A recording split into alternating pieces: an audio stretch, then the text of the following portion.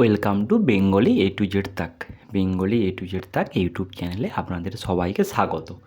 আশা করি আপনারা সবাই ভালো আছেন এবং সুস্থ আছেন। আজকের ভিডিওটা মূলত সে সমস্ত নাগরিকদের জন্য যারা পশ্চিমবঙ্গ সরকারের বার্ধক্য ভাতা প্রকল্পের আওতায় পড়ে। আর কিছুদিন পরেই পুজো, বাঙালির শ্রেষ্ঠ উৎসব দুর্গাপূজার ঘণ্টা কিন্তু বেজে গিয়েছে। কিন্তু আপনাদের মনে একটাই প্রশ্ন ঘোরাফেরা করছে যে আমাদের গত কয়েক মাস ধরে বা এই মাসে আমাদের এখনও পর্যন্ত বার্ধক্য ভাতা ঢোকেনি। এই নিয়ে আপনারা খুব চিন্তায় আছেন। আপনাদের চিন্তা করার কোনো দরকার নেই।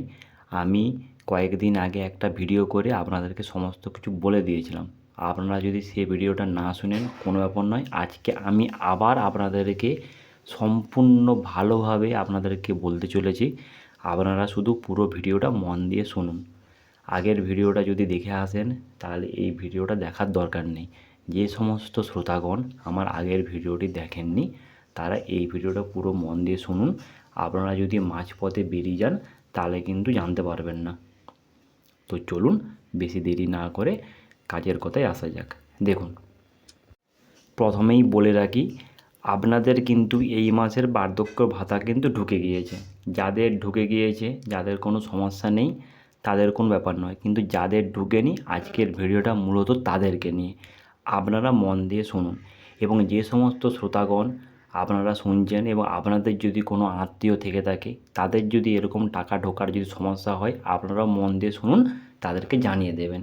দেখুন, সবার প্রথমে বলি, আপনারা সবার প্রথম আপনাদের ব্যাংকে যান। ব্যাংকে গিয়ে আপনারা আপনাদের কেওয়াইসি ফর্ম জমা করুন। যদি কেওয়াইসি ফর্ম যদি জমা না করেন তাহলে কিন্তু ব্যাংকের বই বন্ধ হয়ে গেলে আপনাদের টাকা ঢুকতে সমস্যা হবে।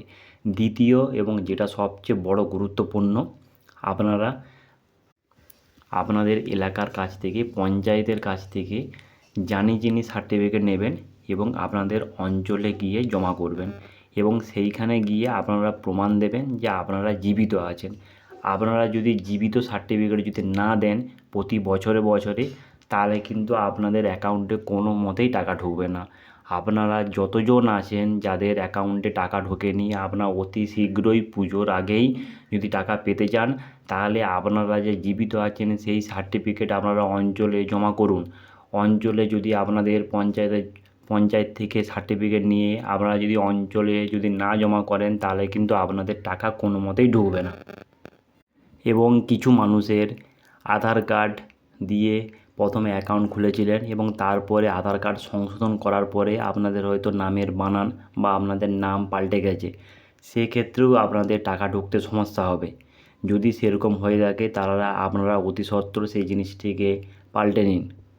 কারণ অনেকেই আছে, কোনো ব্যক্তি মারা যাওয়ার পরও তার অ্যাকাউন্টে যথারীতি বার্ধক্য ভাতার টাকা ঢুকতে থাকে এবং তাদের পরিবারের লোকজন সেই জিনিসটিকে না জানিয়ে তারা সেই টাকাটিকে ওঠাবার জন্য সরকারকে কিন্তু জানায় না বা ডেথ সার্টিফিকেট শো করে না। ওই জন্য সরকার নতুন করে নিয়ম করেছে প্রতি বছর বছর আপনাদেরকে, আপনারা যে জীবিত আছেন সেই সার্টিফিকেট আপনাদেরকে জমা করতে হবে। এবং সেই সার্টিফিকেট নিয়ে যাওয়ার জন্য কী কী লাগবে শুনুন। আপনারা পাসপোর্ট সাইজ ফটো নেবেন, আধার কার্ড নিয়ে যাবেন, আপনাদের প্যান কার্ড নিয়ে যাবেন, ভোটার কার্ড নিয়ে যাবেন, পঞ্চায়েতের কাছ থেকে সার্টিফিকেট নিয়ে যাবেন, দিয়ে আপনারা অঞ্চল অফিসে আপনাদের জমা করবেন। আপনাদের কোথার টাকা ঢোকেনি আমাকে কমেন্ট বক্সে জানান, আমি আপনাদেরকে জেনে ডিটেলসে আরেকটি ভিডিও করে দেবো। সবাই ভালো থাকুন, সুস্থ থাকুন। কোনোরূপ জিজ্ঞাসাবাদ থাকলে আপনারা নিঃসন্দেহে আপনারা কমেন্ট বক্সে সেই কোশ্চেন করতে পারেন। আমি চেষ্টা করব আপনাদেরকে সেই উত্তর দেওয়ার। সবাই ভালো থাকবেন, সুস্থ থাকবেন। ধন্যবাদ।